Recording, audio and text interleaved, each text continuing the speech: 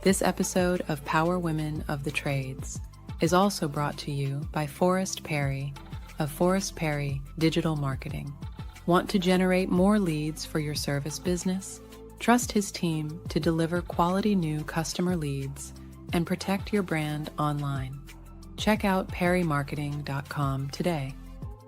Hello everyone. We want to give a quick shout out to our amazing partner, Rilla, the game changer in the home service industry. Rilla's virtual ride-along software means no more physical ride-alongs. With Rilla, you can coach your team virtually 100 times faster and boost your close sale rates like never before. Don't miss out. Join the movement today and watch your sales soar. Visit rilla.com/PWT to learn more. Most businesses' online presence is boring. And by being boring, they're losing out on potential sales and customers. Being interesting and exciting is what draws customers in and gets them to buy from you.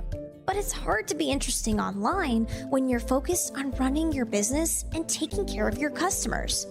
It doesn't have to be this way. We have the key to unlocking the solution to your problem.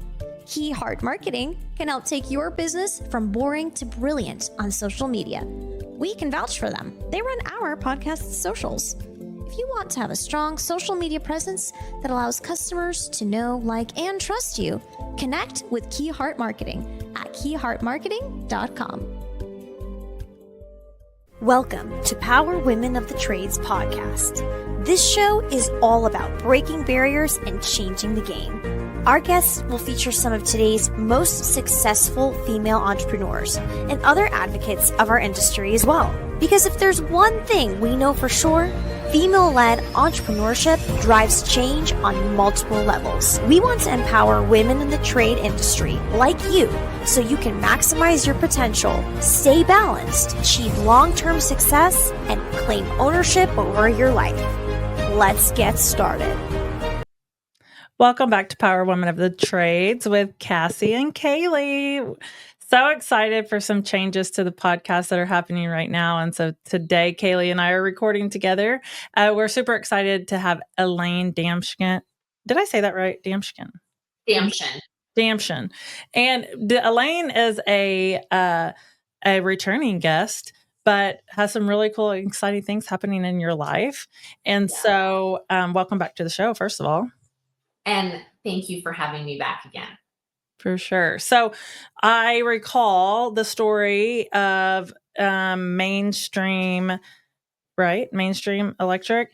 And you guys were Nexstar members and all of the jazz, right? I actually know this a little bit because we were at there's a whole shift happening at Nexstar right now. Yeah. And anyways, and so someone brought you up at this most recent super meeting, but I'll tell you off the record, it was a really kind and sweet conversation. So, but I'm not going to spill all the tea here right now. So anyways, so can you tell us, and for our listeners first, who maybe don't know your story, what you've been doing in the trades for the last, how long has it been? Oh gosh. Well, I'll just kind of give an overview. But, so my husband Todd and I started Mainstream Electric in the year 2000, and we thought we were going to change the world with primarily electric. And we were at a standstill and stuck at $3 million in revenue for 15 years. And we found Nexstar. We added HVAC and plumbing, and fast forward to 2021, Todd and I did sell Mainstream Electric heating, cooling, and plumbing to private equity. Mm-hmm. I stayed on for 1 year, and Todd stayed on for 2 years. And here we are. So now you're on the other side. That was 2021, you said? Yeah, that was 2021. And I think it's not a surprise for listeners and that we were really surprised that we were not kept on. I guess we didn't do enough research. And so the last couple of years has been a lot of healing and remembering who I am and that someone else's thoughts of me or opinions Mhm. don't define who I am. Well, I Um, think there's so many people that had that. I think we're getting into that spot now that NDAs have started expiring and people can start sharing stories like that. And, or maybe you did or didn't have that. Who knows? I just know that from some experience with other people. And, I think that's the unfortunate thing is like so many people sold during that time frame with the expectation that everything was going to be exactly how they promised it was going to be, and then your life dramatically changes from what you expected it, and then you have like an identity crisis. yes, yes, it was a really, really big identity crisis. And it's so interesting. It's an interesting space to be because there really isn't anybody to talk to. It's like, I got all this money, but boo hoo. Mhm. I'm having this identity crisis. And, now that I'm on the other side, I mean, I got to spend 6 months with my mom every single day in memory care before she passed away. It gave me time to focus on my grandchildren and heal. And then, of course, I know we'll talk about this in a little bit, but to actually sit down and have the capacity to write my book. Mhm. So what do Yeah. you think? So I know, and we're going to chat about the book because I know that we'll have all kinds of things to talk about with that. But what are your plans now? Are you just focused on that speaking and books? Or are you reopening shop, or what are you thinking? Can you talk about that yet? Well, I'll say that we have a no compete until December 2026. Okay. And we're not really sure yet. We have 30-year-old twin boys who are both plumbers. One of them has started a plumbing company called Encore Plumbing. Ooh, And I like the name. so I'm not sure that I'm really up for that kind of grind again, but Mhm. we'll see. I'm certain the good Lord will present the path that we need to take when Yeah. that time comes. Well, I think and I don't want to volunteer you out for people, but I know that there's going to be people listening to this that need your experience and um your story because like I said, I I think it's pretty known that I have a voice on social media, and I've Ooh. always had a voice towards yeah, no one knew that, right? Yeah, no. I feel like this like duty to protect from what I know Mhm. that from what others can't share. Yeah. And anyways, I just think, I've just seen so much happen with friends and people like, yourself, like you're saying, of like, it just didn't play out the way that I thought it was. And at some point, you think in yourself, I've heard someone say, I thought I would just have this money and it was going to be great. And that, okay, but now what, and when you've put so much like we do to build these businesses in the day to day, Yeah. what does that look like? And I anyways, so that's a whole thing, but I know that there are people out there every single day that are struggling with how to make the right decision. And what was happening for so long is no one could talk. No one could talk about what happened or what they went through because of all these NDAs. And it's like, how does anyone make a rational decision at any, because they can't go off of any experience besides Mhm. what the one company's telling you of these people that are probably paid to say that. So Yeah. anyways, I know I say that to say that I know that there's people out there that are looking for people like you that have some experience. Yeah. I looking back without saying too much, Mhm. I I think if someone's ready to sell um to private equity to have an exit plan. So I'm not ever about like I'm going to take 100% responsibility. Mhm. Um, and what I wasn't prepared for, or what Todd and I weren't prepared for, was a true exit strategy. Yeah. We didn't have that in mind. And if I were to make a recommendation, that there's a huge possibility in we just didn't know. Well, and like, I think to myself, like, okay, but I still live here and I know I couldn't handle seeing my vans, Mhm. Yeah. you know? Yeah. And you're seeing like what you built and you're seeing that every day. I physically would have to move. And some Yeah. people do. Yeah. Some people like move states. And Mhm. that would be how I would have to survive, you know? Yeah. So, I'll speak for myself, not Todd.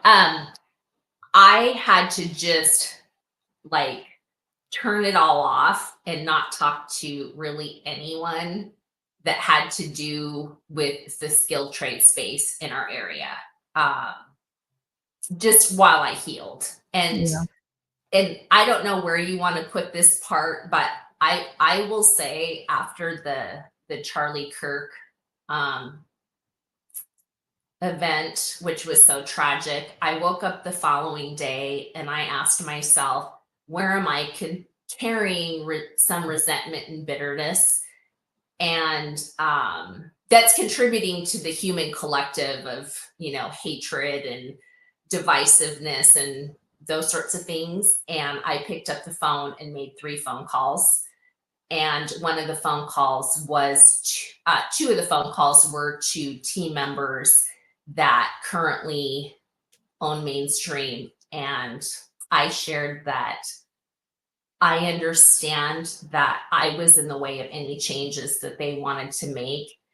And my team was loyal to me. And like I can see it and I can understand it now. Yeah. And so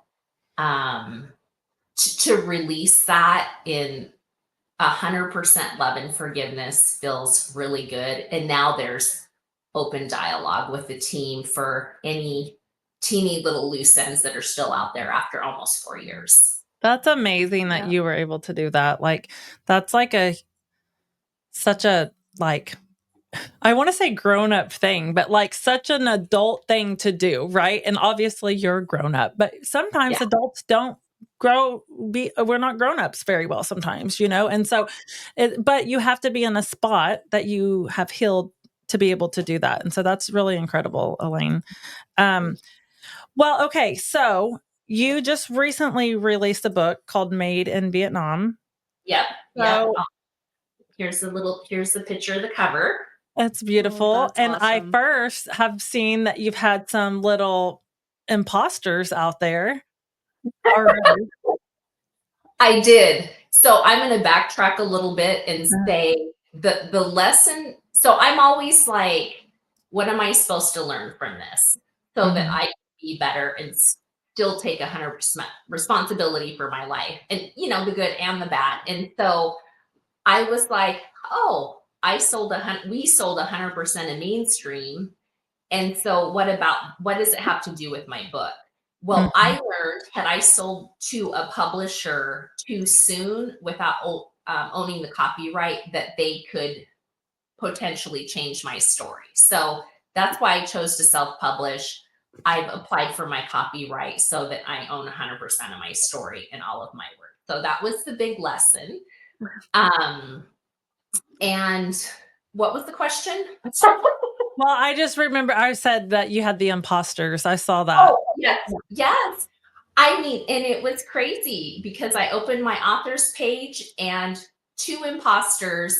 I'm guessing AI because the books are between 90 and 100 pages. And I'm guessing AI can scour the internet and listen, other podcasts and articles and whatever. And so I got the first Elaine Damschen memoir taken down by some man. And now there's a second one still pending out there that I'm watching.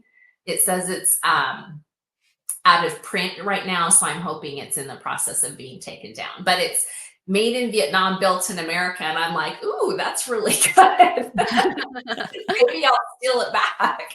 Maybe that's part 2. Maybe that's part 2. So, Elaine, what made you write the book? Can you tell us a little bit about it? Yes. So it gets to be a little bit of a deep conversation. So I'll take my glasses off because we're getting Sorry. serious. Yeah. So I don't know how it is that for for people who live in multicultural homes. So my book is about being Amerasian. My mom's Vietnamese, my dad's American, growing up in the mountains of North Idaho and just dealing with some verbal and emotional abuse from my mom. And I ended up growing up hating my mother, but yet my heart and soul was like, God, I've got to understand her. I don't want to go to the grave with this kind of hatred, because the realization, if I didn't try and make an effort to reconcile my feelings about my mother, that my kids potentially could feel that way about me. Because I just think life is full of circles, right? And it's a mirror and a reflection. So my parents take me on a transformative trip to Vietnam in 2006. I was 36 years old, and they proceeded to share their love story during the Vietnam War. And it really rocked my world. So I'll give you a little teaser, and you'll have to get the book to hear the rest. But what I learned was during the Vietnam War, I still get choked up. Because my mother was raised in a communist country, and there was 12 children in her family, that my mother was actually sex trafficked by her own mother. Mm. Goodness. So that's how my parents met. And I'm just going to say, by the grace of God, on that trip, I learned that my mom was almost 8 months pregnant when Vietnam legally allowed my mom out of Vietnam. And the United States of America, again, legally allowed her into Spokane, Washington, so I could be born as an American citizen. Wow. So you didn't learn all of that until you were 36? Correct. So Yes. I just can't imagine the thoughts there. Mhm. So, and I am guilty of relating like my own story to someone else's, that sometimes like, because, so what I mean by that is I had not anything like that, but some parental trauma. Mm-hmm. And so there are things that I learned at different ages. And for example, I did not learn that my biological father, the man that was raising me, wasn't my biological father until I was 15. And I know why my mom did that now. But at 15, I was like, what the hell, man? Right? So I'm trying to put myself in your shoes at 36, Mhm. learning something like that. And you're like, what the heck, man? Like, and trying to comprehend. And so do you think that that helped you understand your mom's abuse? Oh, yes, for sure. I mean, there's so many other things in the book. Like I said, you're gonna have to get it to Absolutely. find out. But it did. 100% in that moment. I did, when my parents told me what they went through so that I could be born as the US citizen, that I did an about face. Like, it was any trauma that I had, it was released, just done. And so a couple of things is, I mean, I can appreciate selling mainstream and being able to spend that time with my mom, to love her the way she deserved to be loved at the end of her life, and Yeah. to really thank her for what she did. Um, I mean, if I was born in Vietnam, and my dad till this day says I was not leaving a child there, like, he answered his divine mission of saving 2 lives, and pulling us out of Vietnam. But my mom, what I couldn't see it then, but what a trailblazer she was. she left Vietnam never to see her mother ever again. Um, she ended like, what would my life be like in Mhm. Vietnam?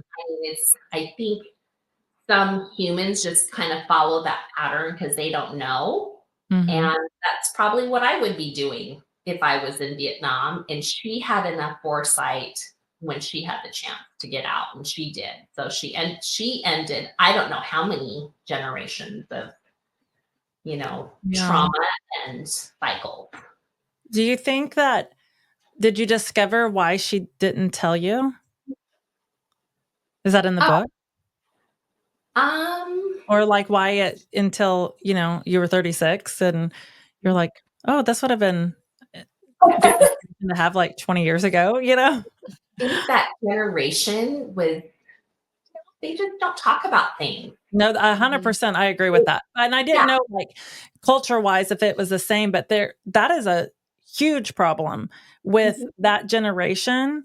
Mhm. And even some like my parents' generation too, if it's just like, you don't talk about that. You don't talk about Mhm. mental health or this and that and whatever. And that's caused so much damage to all of us, right? Because we didn't talk about it. And that was like the hush hush. Mhm. And, you know, Yeah. Well, and in the Asian culture, it's always about saving face. Like, put on your happy face, don't use your voice, and don't say anything. So appearances are always more important than what's really happening behind closed doors. And um, I mean, she was for sure set free. And I will share that my dad, he's American and was living with me while my mom was in memory care. He's since moved home to his home in Minnesota, and he didn't say he didn't support my book, but I know he was really nervous about the book. And when you read it, you'll find out why. But when I released it, he read it in 48 hours and said he bawled his eyes out and said, "Good read." Mhm. So I hope that I have helped release some pain and trauma for him. And he's having open conversations with friends and family now, too, about his part of the story. well, that's good because so it kind of gives me chills. Like Mhm. you gave a lot in that. I haven't read it, but just hearing you tell me about this now, it's like I'm feeling that you gave so much closure for not just yourself, like closure Mhm. for you were able to get the closure with your mom. Yeah. And then now you're giving that to your dad as this special gift while he's still here. That chokes me up. Like, Yeah. And I mean, I tell my dad all the time that the sacrifices that he and my mom made, I mean, only in America can we go from my husband making $6 an hour and his first electrical apprenticeship job to selling it and being able to retire in my early 50s. Like, all of those, it's not about the money, it's about being successful and moving forward because we can, and we live, it's my acts of gratitude and love in action, because we live in America. And I said, I mhm. told my dad, I'm going to spend my entire life continuing to move forward in whatever I have planned now. I'm kind of in a space where I don't know what's next.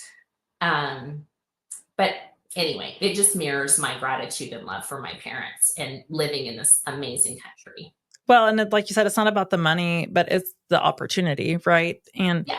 And you were able to that's sometimes, going back to like that private equity conversation is would you have done that? I've asked that question to a few people. If you could do it over again, would you have sold? And there's probably a lot that would say no. And maybe you too, to some degree, but had you not sold, would you have been able to get this out, your story out, that time with your mom? Mm. I don't think so. I Yeah. mean, I had this space, well, and the pain that drove me forward to get the book finished, because the book has been my life purpose. I knew for a long time that I needed to write it. So it feels good. That's amazing. So you often speak about love in action. Can you tell us a little bit about that phrase? Yes. So we all know that feeling of love. We love our spouses or our parents, or we love our children, or like my grandchildren, like they've hung the moon for sure. Mhm. Uh, I'm in my grandparenting era right now too. I still have a 10-year-old and a 16-year-old. So our kids are all over the place, but we have grandkids and that it's the changes things. best. It They are. does. They are. And we can have these feelings, but I'm like, what do we do with them? Like, if we think about, gosh, I've thought about this friend who really impacted me, back during my school teaching days. I'm going to send this person a note. The love in action is, what actions do I take on that feeling of love? Because other people won't know how we've impacted them or loved them unless we tell them and express it. Mhm. Yeah, that's true. How do you think that could, like, for people that are still operating their businesses, how they could use that with their teams? Oh my gosh. Love in action, so many things. I mean, I started my career actually as a middle school teacher. And so for me, I had 33 kids in one classroom, and I felt super responsible for making sure they didn't feel invisible in my classroom. So I stood at the door the beginning of the day, made sure I made eye contact, end of the day, made sure I made eye contact and stopped and asked said eyeballs, how was your day? And that was my philosophy, I guess, at Mainstream. I was seen out in the parking lot. I could sit at my desk and be like, oh my God, I've got all this work to do. Or I was standing in the parking lot greeting the vans and the employees as they came in, and having homemade pumpkin chocolate chip muffins and Yeah. handing them out. And I think that's a huge culture thing too. Like just saying good morning to someone whenever they come in could totally change their morning and their day that they have. yeah, and change their state. Mhm. Oh, their state for sure. We call Kaylee the chief happiness officer here because she's always like, look, see, she's always smiling and she can like turn it like it's not even that she's turning it on. Like that's just her all the time. But Yeah. it's so important inside of with our teams, like what we forget that, and especially in our space where our teams are maybe seeing us for 30 minutes in the morning and then they're by themselves for the rest of the day. Mhm. And so the office staff will sometimes forget, like, oh, I have all of these coworkers and they do too, but they don't see them. And Yeah. so some conversation in the morning and the eye contact and those types of things can really, it's odd to me as now because, owning the company, I've always owned the company and I've always been here and I've always been accessible. But as we've grown, maybe I don't have the relationships with every single person like I maybe did before, but I still will know their names. And so it's funny now when I'll be like, hey, so and so, how are you today? And they look at me like, why do you know my name? And I'm like, why would I not? But, Yeah. I think you have to keep that stuff protected as you grow Mhm. and, Yes. and don't lose focus of what got you there. Mhm. We used to during our busiest months, take our HVAC installers out to steak dinners and help provide experiences that they probably would not have sought out for themselves. And so we did lots and lots of team dinners at nice steak houses or the country club or whatever. And every, like, Thanksgiving and Christmas, I mean, it wasn't uncommon to see me on my phone texting every single staff member, and thanking them for being on our team and for all their hard work and wishing them a good holiday. So I'm really about heart and human connection. And I know, there's people out there who might say, oh, that's not my job, or I have team members to do it. And if I were to take 100% responsibility, and it's a reciprocal relationship, right? Mhm. And we want our staff. I wanted my staff to be happy and know that it came truly from my heart. Did I've that heard answer? Yeah, I've heard you say 100% responsibility like several times, and I know that we should all like be working towards that on a regular basis, right? But is that something that you found from like healing, or that what makes you, where does that come from? Yeah. Do you think? I I'm always about holding up the mirror. I mean, we co-create all the things in our life, and I somewhere along the lines I started asking myself the question, even in situations that weren't so good, or staff member left and quit or whatever, my question always been, well, how did I contribute to that, and Mhm. what can I do differently? Yes. Yeah, I was kind of relating to that because I always say like I'm not the same leader today as I was 5 years ago, thank goodness, right? And people who might have worked for us 5 years ago could probably see me now and be like, that's not who that girl is. And you're right, I was not that leader back then. But that's Mhm. definitely one of those things now of like, okay, well, what happened? And then sometimes if you're completely blindsided, it's like, okay, well, what did I miss that someone misinterpreted? Mhm. And if we don't like identify those things inside of ourselves, they'll continue to happen. Yeah, yeah. And I specifically, I would say it was the 15 years in the electrical industry being stuck at 3 million. I mean, it was like, it was the industry, it was the weather, it was Mhm. bad employees. And then suddenly, after 15 years, it's like, okay, it's me. It has to be me. Right. Um, but Todd and I also spent a lot of 10 years or so studying with Tony Robbins and attending his events. And, we Mhm. know business is 80% psychology. And it's like, how do I keep growing so that my business can grow into what my capacity is?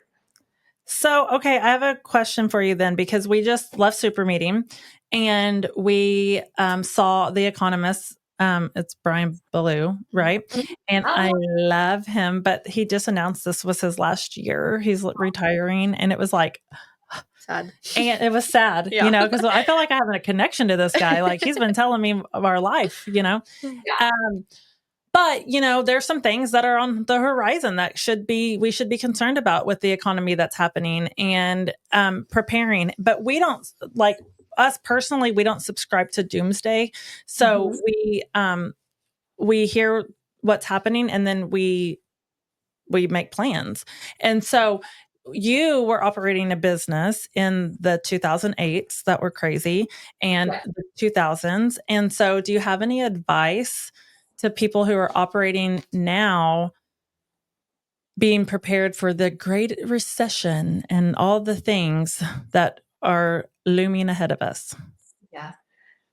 I so Todd and I joined Nextstar about that time. So of course, I mean, I will continue to say and share about my gratitude for Nextstar, because Nextstar changed our life. I mean, you just follow what other successful people do and do what they tell you to do, first and foremost.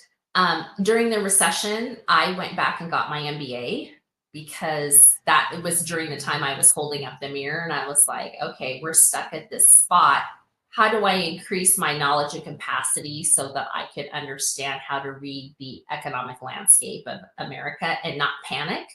Mm-hmm. And we just buckled down and made the decision, like, we're not going out of business. We're not going to focus on what everyone else is doing. We're only going to focus on what we're doing.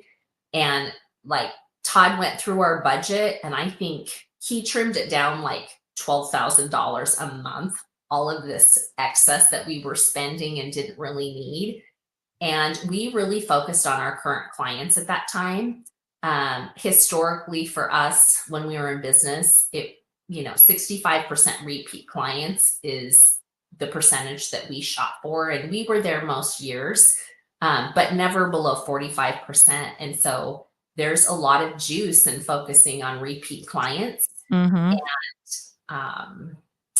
In marketing, my marketing aim was, there are many service companies in our area. How can we put into consumers' minds, though, that mainstream was the only choice? Mm-hmm. Yep. So, yeah. So that sound all familiar, Kaylee? Yeah. There's so much, because there's so many people that just try to scare us right now, and I'm constantly with our team being like, calm down. But Kaylee's in charge of the marketing. She's our director of marketing at Quality, and she is incredible at that. But we have to just focus on what we can focus on. Yeah. And I feel like that was really even the common theme at Super Meeting, of own your market and own what's happening, and turn off, Brian, the economist, he said, turn off the freaking news. Mm-hmm. Yes. Turn off the news.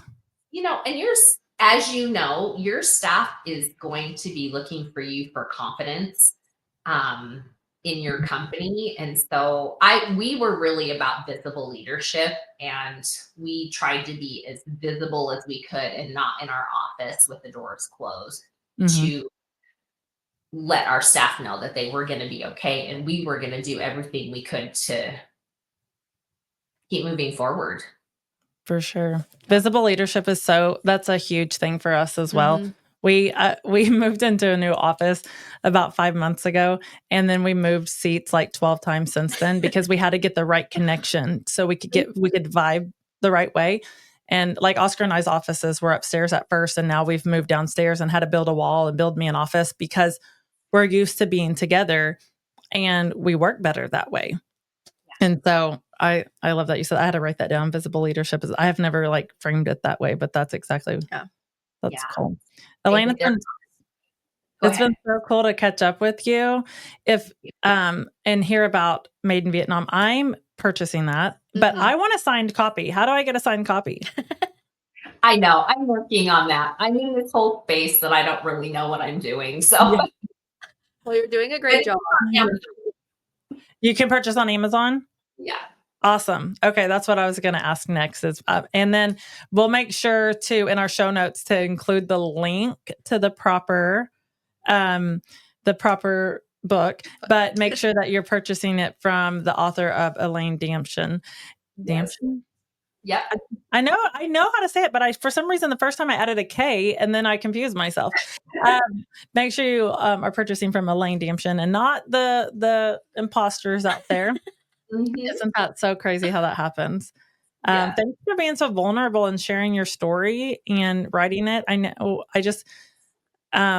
I know that's going to be so impactful for people, and just hearing your story hearing what you've shared with us has me really excited to read it. Yeah, same. For sure. Thanks for having me. For sure. Thanks for being here. This has been Power Women of the Trades. Like what you hear so far? Leave us a review in Apple, and make sure to listen to our other episodes wherever you enjoy listening to your podcasts. Thanks for listening, and we'll catch you on the next one.